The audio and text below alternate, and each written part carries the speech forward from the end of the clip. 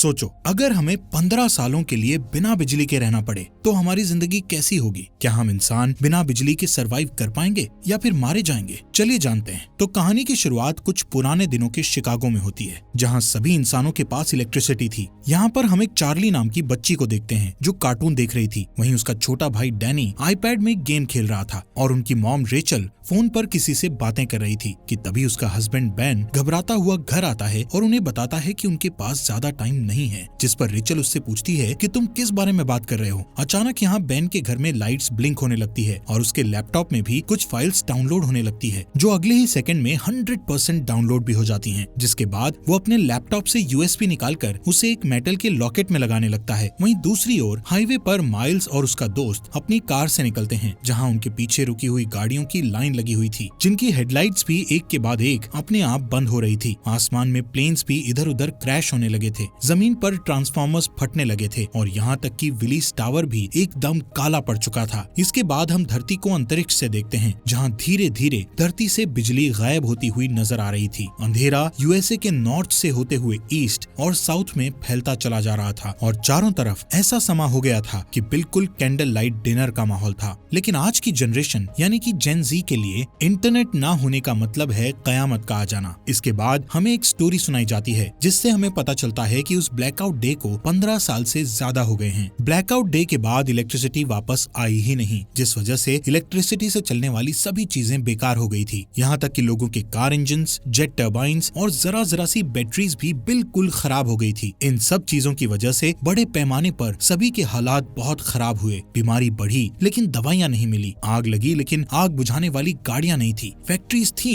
लेकिन वहाँ खाने के लिए कुछ नहीं था और सभी लोग हाथ से काम कर रहे थे। जिसके बाद जल्द ही सरकारें गिरने लगी और मिलिटियास पड़ने लगी थी। ब्लैकआउट के बाद यूनाइटेड स्टेट्स 6 भागों में बंट चुका था, जो कि the Monroe Republic, the Georgia Federation, the Plains Nation, Texas, the California Commonwealth और बाकी बंजर जमीन थी। इन सभी शहरों के ऐसे हालात को देखकर ज्यादातर लोग यहाँ से कहीं और शिफ्ट हो चुके थे, जिनमें से एक बैन और उसकी फैमिली भी थी, क्योंकि वो वहाँ के विलेज एरिया में रहने लगे थे, जो कि द मोनरो रिपब्लिक एक पीसफुल कॉलोनी थी, जहाँ कुछ 100 लोग जाकर बस गए थे। यहाँ हमें पता चलता है कि बेन की वाइफ का कुछ साल पहले ही देहांत हो गया था और अब वो एक ब्रिटिश मेडिकल डॉक्टर मैगी को डेट कर रहा था। उसके बच्चे डैनी और चार्ली भी अब बड़े हो चुके हैं, लेकिन डैनी को अकेले रहना ज्यादा पसंद है, क्योंकि वो अस्थमा की बीमारी से गुजर रहा है। ऐसे ही एक दिन चार्ली अपने भाई के साथ जंगल में जाती है, जहाँ उन्हें एक एबेंडन वैन दिखती है। चार्ली उसके अंदर जाती है और वहाँ उसे एक मिनी फ्रिज मिलता है, जिसे देखकर उसे अपने बचपन की याद आने लगती है, जब ब्लैकआउट डे के बाद उसके मॉम डैड ने उसे वो पिघली हुई आइसक्रीम दी थी, क्योंकि वो उस वक्त की आखिरी आइसक्रीम थी। एक दिन जब चार्ली हर दिन की तरह जंगल में एक चक्कर लगाने जाती है, तब मोनरो मिलिटिया, जो कि मोनरो रिपब्लिक की मिलिट्री फोर्स है, वो कॉलोनी के अंदर आते ही धावा बोल देती है। मिलिटिया की कलाई पर एक टैटू गुदा हुआ था, जो कि मोनरो रिपब्लिक के मेंबर्स का सिंबल था, जिससे उन्हें पहचाना जा सकता था। अब क्योंकि ये मोनरो रिपब्लिक के सेटलमेंट का समय है, इसलिए वहाँ रहने वाले सभी लोगों को टैक्स के रूप में अपनी फसलें देना उनकी जिम्मेदारी है। हालांकि बेन जानता है कि ये टैक्स से कहीं ज्यादा है।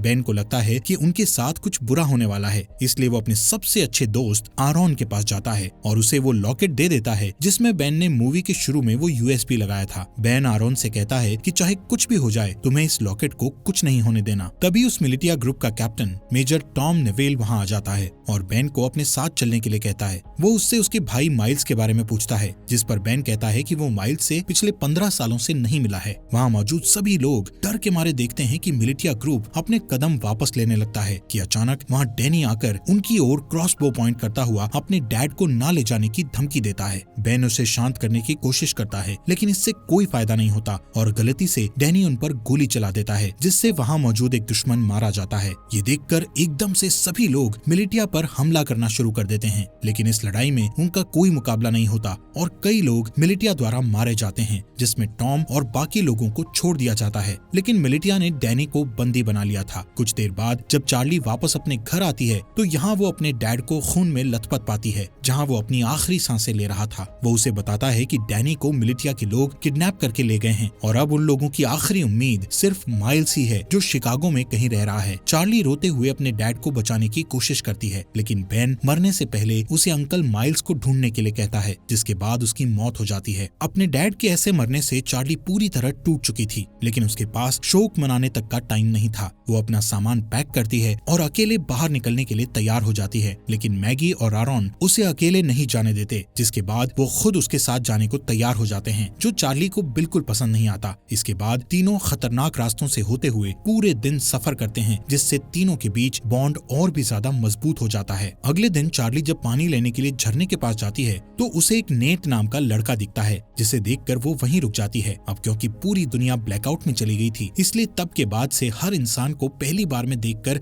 खतरा ही समझा जाने लगा था। यहाँ तक कि चार्ली जैसी लड़की के लिए बहुत सी चीजें दिमाग में होती हैं, लेकिन खुशकिस्मती से नेट सिर्फ उससे उसका नाम पूछता है और उसे जाने देता है। उस रात चार्ली और उसके दोस्तों को एक टूटा फूटा प्लेन मिलता है, जिसमें वो रात गुजारने की सोचते हैं, लेकिन बदकिस्मती से ये स्कैवेंजर्स ग्रुप का ठिकाना था, जहाँ उन लोगों को देखकर कुछ चोर यहाँ आते हैं और चाकू की नोक पर उनमें से एक चार्ली को उनसे दूर ले जाता है। मैगी को यहाँ कुछ खतरा महसूस होता है कि तभी वो अपने तेज दिमाग का इस्तेमाल करके उन चोरों को विस्की पिला देती है, जिसके ठीक बाद वो लोग उल्टी करते हैं और मर जाते हैं। वहीं दूसरी ओर आखिरी चोर चार्ली को मारने की कोशिश करता है कि तभी अचानक वहाँ नेट आ जाता है और उसे बचा लेता है। अगली सुबह नेट उन तीनों के साथ जाता है, क्योंकि यहाँ पता चलता है कि वो भी उनके साथ शिकागो जा रहा है। मैगी उसे अपनी टीम में देखकर कंफ्यूज्ड हो जाती है, क्योंकि नेट उसके लिए बिल्कुल अनजान था। इसलिए वो चार्ली को वार्निंग देती है कि उसे ऐसे ही किसी पर भरोसा नहीं करना चाहिए, लेकिन कुछ देर बाद उसे याद आता है कि हर कोई बुरा नहीं है, इसलिए अब उसे नेट से कोई परेशानी नहीं थी। अगले सीन में जब मेजर टॉम और उसकी आर्मी आराम कर रही थी तो डैनी इस बात का फायदा उठाकर वहाँ से भागने की कोशिश करता है और हथकड़ियों का ताला खोलकर भाग जाता है, लेकिन कुछ दूर और भागने के बाद उसे अस्थमा का दौरा पड़ता है और वो वहीं एक घर के पास गिरकर बेहोश हो जाता है। कुछ घंटों बाद जब उसकी आंख खुलती है तो वो अपने सामने एक लड़की को उस पर बंदूक ताने देखता है। वो लड़की अपना नाम ग्रेस बताते हुए उससे पूछती है कि वो कहाँ से आया है, जिस पर डैनी बताता है कि कुछ लोगों ने उसे किडनैप कर लिया था, जिनसे बचता हुआ वो यहाँ आया है। ये सुनकर वो लड़की बंदूक नीचे करती है, जिसके बाद वो उसे अस्थमा पंप देती है और बताती है कि ये उसके मरे हुए बेटे का है। इसके बाद हम उन चारों के ग्रुप को देखते हैं जो फाइनली शिकागो पहुंचते हैं, जो कि मोन्ट्रो रिपब्लिक में ही है। यहाँ देखने लायक बात है कि रिगली फील्ड पूरी तरह से आईवी प्लांट से कवर्ड है, सड़कें मछुआरों से भरी हुई है और फोक्सवैगन बीटल जैसी गाड़ियों को घोड़े की बग्गी में बदल दिया गया है। बेन की बताई जानकारी के बाद वो सभी एक होटल में पहुंचते हैं। बारटेंडर से माइल्स के बारे में पूछते हैं। पहले तो वो बारटेंडर माइल्स नाम के किसी इंसान को जानने से मना कर देता है, लेकिन जब चार्ली उसे अपने डैड बेन के बारे में बताती है कि हाल ही में उनकी डेथ हुई है, तो वो बताता है कि वो खुद ही माइल्स है, लेकिन वो उन सभी से अपनी पहचान को छुपाए रखने के लिए बोलता है। कुछ देर बाद माइल्स अपनी भतीजी को अंदर ले जाता है और उससे प्राइवेटली बात करता है, जहाँ चार्ली बताती है कि कैसे मिलिटिया ने उसके डैड को बेरहमी से मार डाला और डैनी को किडनैप करके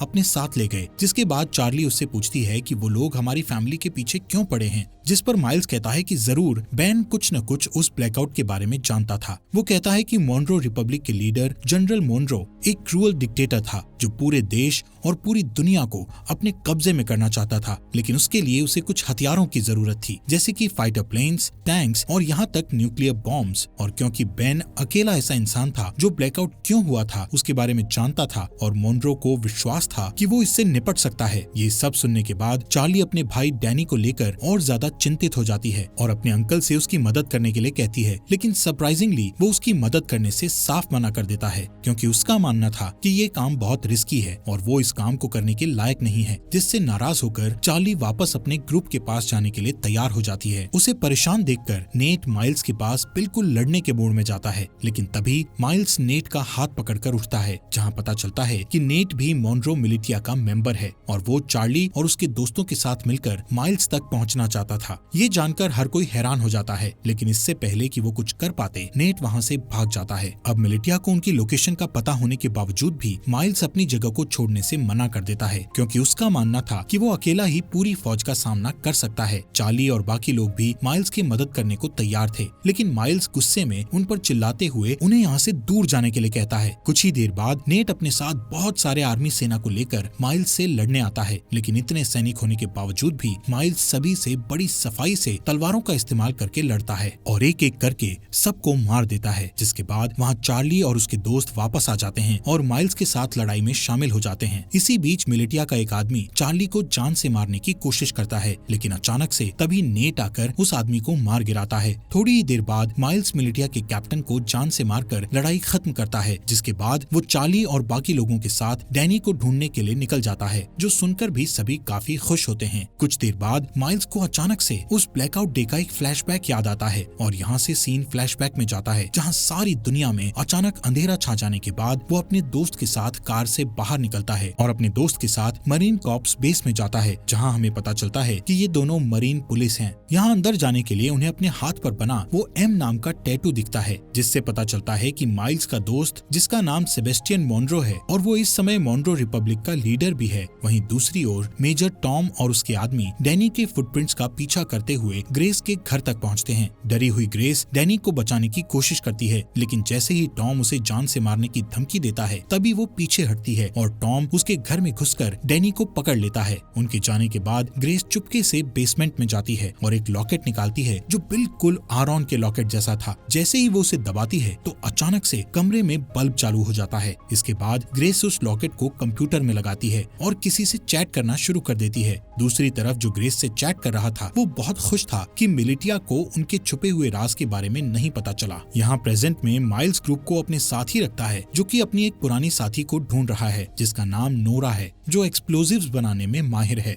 माइल्स चार्ली को बताता है कि अगर उन्हें डैनी को बचाना है तो उन्हें नोरा जैसे तेज फाइटर की जरूरत पड़ेगी। यहाँ टैवर्न में अचानक उनके ऊपर कुछ दुश्मन हमला कर देते हैं, लेकिन इस बार भी माइल्स सबको हरा देता है। तभी वो एक आदमी को पकड़ता है और उसका गला घोटते हुए नोरा की लोकेशन पूछता है। यहाँ हमें पता चलता है कि नोरा को भी मिलिटिया ने पकड़ रखा है और इस समय वो मिलिटिया में एक नौकर बनकर रह रही है। उस रात माइल्स अकेले ही बाहर जाने का फैसला करता है, ये कहते हुए कि वहाँ जाना खतरे से खाली नहीं है। जिसके बाद वो रेडी होकर बाकी ग्रुप के लोगों को लॉवेल इंडियाना में अगले 2 वीक बाद मिलने के लिए कहता है। हालांकि अगली सुबह जब मैगी और आरॉन जागते हैं तो उन्हें पता चलता है कि जिद्दी चार्ली भी माइल्स के साथ निकल गई है, जो चीज उन्हें बिल्कुल अच्छी नहीं लगती। अब उनके पास कोई चारा नहीं बचा था, इसलिए आरॉन मैगी को लॉकेट देता है जो कि बेन ने उसे दिया था। वो ये भी बताता है कि बेन ने उन्हें ग्रैंड पार्क में एक लेडी से मिलने के लिए भी कहा था, जो और कोई नहीं बल्कि ग्रेस ही है। हालांकि दोनों अभी भी चार्ली को लेकर चिंतित हैं, लेकिन उन्हें लगता है कि वो ठीक हो जाएगी और इसके बदले वो ग्रेस को ढूंढने के लिए ग्रैंड पार्क जाने लगते हैं। ये दोनों ग्रेस को ढूंढने निकल जाते हैं, जहाँ इन्हें लगता है कि ग्रेस ही वो की हो सकती है जिससे अर्थ पर इलेक्ट्रिसिटी को वापस लाया जा सकता है। वहीं दूसरी ओर जब मेजर टॉम अपनी सेना को लीड करते हुए अपने अड्डे की ओर जा रहे थे कि तभी अचानक एक गोली चलने की आवाज सुनाई देती है, जो सुनते ही वो लोग अपना रास्ता बदलकर उस गन शॉट की आवाज का पीछा करते हैं, जिसका पीछा करते करते वो लोग एक छोटे से घर तक पहुंचते हैं, जहां इन्हें पता चलता है कि इस मॉन्रो रिपब्लिक में आम इंसान अपने पर्सनल बंदूकें और गोला बारूद नहीं रख सकते। इसी वजह से सभी लोग क्रॉसबोज और दूसरे हथियारों का इस्तेमाल करते हैं। इसी के चलते मेजर टॉम उस घर के मालिक को धमकी देता है कि वो अपने घर के सभी हथियारों को उन्हें दे दे। उस आदमी को लगता है कि वो हथियार देने के बाद भी मारा जाएगा, इसलिए वो अपने घर से एक बंदूक निकालकर बाहर खड़े एक आदमी को गोली मार देता है कि तभी मेजर टॉम उस आदमी को गोली मारकर उड़ा देता है।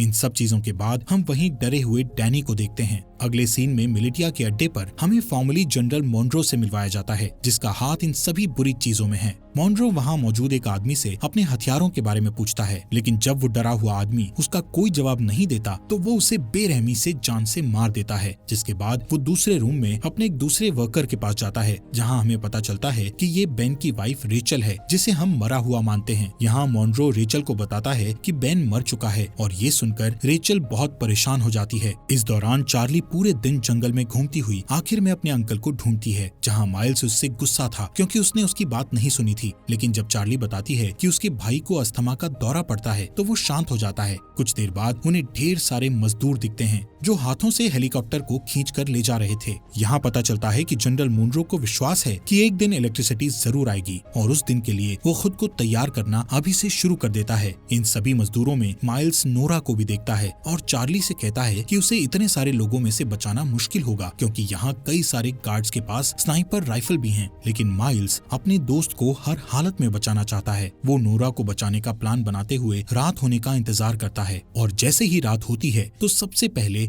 चार्ली डिस्ट्रैक्शन पैदा करती है और वहाँ मौजूद गार्ड्स को भगा देती है। फिर वो वहाँ गार्ड्स के पीछे छुप जाता है और आखिर में नोरा को बचाकर अपने साथ ले जाता है। लेकिन इस बात से नोरा नाराज हो जाती है क्योंकि वो खुद जानबूझकर कैदी बनी हुई थी, क्योंकि उसे उनकी राइफल चुरानी थी। उन स्नाइपर्स के पास ऐसे हथियार हैं जो आमतौर पर मिलना मुश्किल हैं। कुछ देर बाद माइल्स नोरा से कहता है कि उसे अपनी भतीजी को बचाने के लिए उसकी मदद चाहिए, जिसके लिए वो तुरंत मान जाती है। लेकिन इसके बदले वो उससे स्नाइपर्स से राइफल चुराने में मदद मांगती है। माइल्स को ये मुश्किल लगता है, लेकिन इस समय उसके पास नोरा की बात मानने के अलावा कोई चारा नहीं था। थोड़ी देर बाद वो तीनों पास की एक झोपड़ी में जाते हैं, जहाँ वो तीनों डैनी को बचाने की प्लानिंग करते हैं। बारूद का यूज करके नोरा एक टेम्पररी हथियार बनाती है, जिसका इस्तेमाल वो उन स्नाइपर्स वाले गार्ड को मारने के लिए करेंगे। लेकिन एक दिक्कत ये है कि इस हथियार का असर सिर्फ कुछ मीटर्स तक ही रहेगा, जिसका मतलब हुआ कि उनमें से किसी एक को गार्ड के पास जाकर उन्हें गोली मारनी होगी। वो लोग प्लान करते हैं कि माइल्स और नोरा आसानी से उनकी पकड़ में आ जाएंगे, लेकिन चार्ली उनका आखिरी ऑप्शन होगा।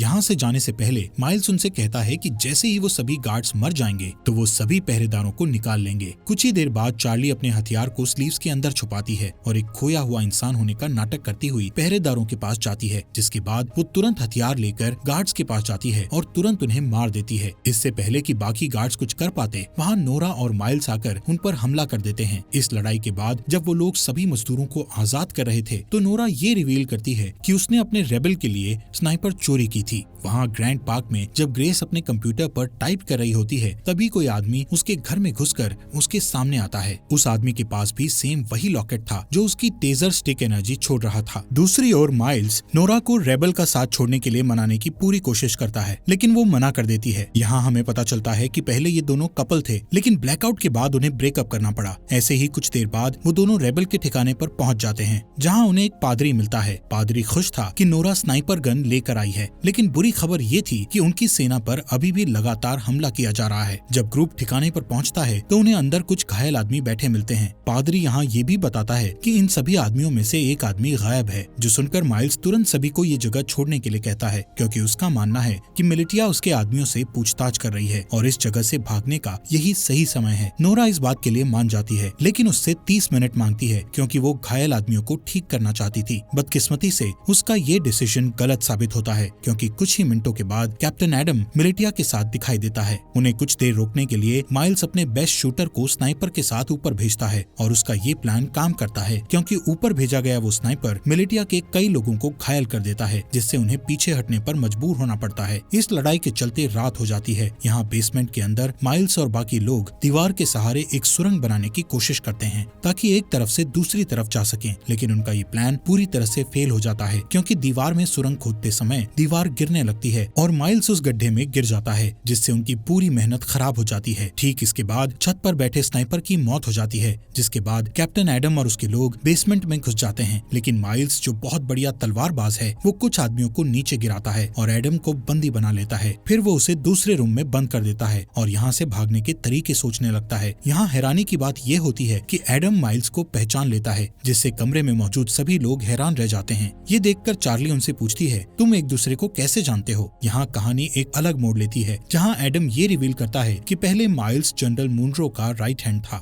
यहाँ तक कि माइल्स वो इंसान है जिसने मिलिटिया को लड़ना सिखाकर इतना खतरनाक बनाया है। लेकिन इतना रिवील होने के बावजूद भी माइल्स उन्हें मारने पर अपना फोकस रखता है। माइल्स उनके सामने एक डील रखता है, जिसमें वो खुद को मुनरो मिलिटिया के सामने सरेंडर करेगा, लेकिन उसके बदले में उसके ग्रुप के किसी भी इंसान को कोई नुकसान नहीं पहुंचाया जाएगा। किसी वजह से एडम ये डील एक्सेप्ट कर लेता है। हो सकता है उसे अपनी जान की परवाह हो इसलिए। खैर, इसके बाद जल्द ही माइल्स को मुनरो मिलिटिया ले जाया जाता है। यहाँ से सीन फ्लैशबैक में जाता है, जहाँ हम ब्लैकआउट के 2 वीक बाद का सीन देखते हैं, जब माइल्स अपने भाई को ढूंढने के लिए शिकागो आया था और उसका सबसे अच्छा दोस्त मुनरो भी उसके साथ था। वहीं रास्ते में उन्हें 2 आदमी मिलते हैं, जिनमें से एक आदमी दूसरे को बहुत बुरी तरह पीट रहा था। एक अच्छा इंसान होने के नाते माइल्स उनके पास जाता है और अपनी बंदूक निकालकर उनमें से एक को गोली मार देता है। इसके बाद दोनों दोस्त उस बचे हुए चोटिल इंसान की मदद करते हैं, जो और कोई नहीं बल्कि कैप्टन एडम ही था और इसीलिए वो आज तक माइल्स की इतनी रिस्पेक्ट करता है क्योंकि उसने उसकी जान बचाई थी। यहाँ से सीन वापस प्रेजेंट में आता है। जैसे ही माइल्स मिलिटिया को अपनी जगह पर ले जा रहा था तो रास्ते में वो एक ब्रिज पार करते हैं जहाँ अचानक से एक एक्सप्लोजन होता है जिससे सभी लोग चौंक जाते हैं और इसी दौरान नोरा और चार्ली माइल्स को उनसे बचा लेते हैं। वहाँ से जाने से पहले वो एक और एक्सप्लोजन करते हैं जिससे वो पकड़े न जाएं। वहीं दूसरी ओर मैगी और आरॉन जो ग्रेस को ढूंढने के मिशन पर हैं, आखिरकार वो उसके घर तक पहुँच जाते हैं, लेकिन उस घर में कोई भी नहीं था क्योंकि ग्रेस ने ये घर छोड़ दिया था। यहाँ आरॉन जो गूगल का एक पुराना एम्प्लॉय होने का दावा करता है और कहता है कि वो कंप्यूटर के बारे में बहुत कुछ जानता है। इसके बाद वो बेसमेंट में जाता है जहाँ उसे ग्रेस का कंप्यूटर रखा मिलता है जिसे देखकर पता चलता है कि इसे हाल ही में बनाया गया था, जिससे पता चलता है कि यहाँ इलेक्ट्रिसिटी थी।